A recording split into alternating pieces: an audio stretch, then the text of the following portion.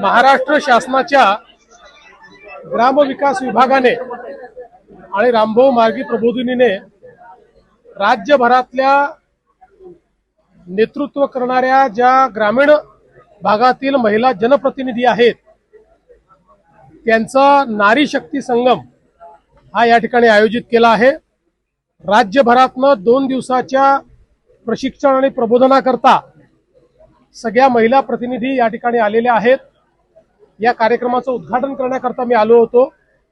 या माध्यमातून उत्तम कार्य करण्याचं प्रशिक्षण, शासनाच्या विविध योजना त्यांच्या माध्यमातून महिलांपर्यंत कशा पोहोचवता येतील आणि ज्या प्रकारे देशाचे प्रधानमंत्री मोदीजी आणि राज्य सरकारमध्ये आपल्या महायुतीच्या सरकारने ज्या योजना केलेल्या आहेत त्या शेवटच्या व्यक्तीपर्यंत कशा नेता येतील, महिलांपर्यंत कशा नेता येतील या संदर्भातलं प्रशिक्षण हे या ठिकाणी देण्यात येणार आहे। आणि म्हणूनच या कार्यक्रमाला मी आलो आणि विशेषतः याचं औचित्य असं आहे की डॉक्टर मुथुलक्ष्मी रेड्डी भारतातल्या पहिल्या महिला लोकप्रतिनिधी म्हणून त्यांची तमिळनाडू विधानसभेत निवड झाली होती। त्या निवडीला 100 वर्ष हे आता पूर्ण झालेले आहेत।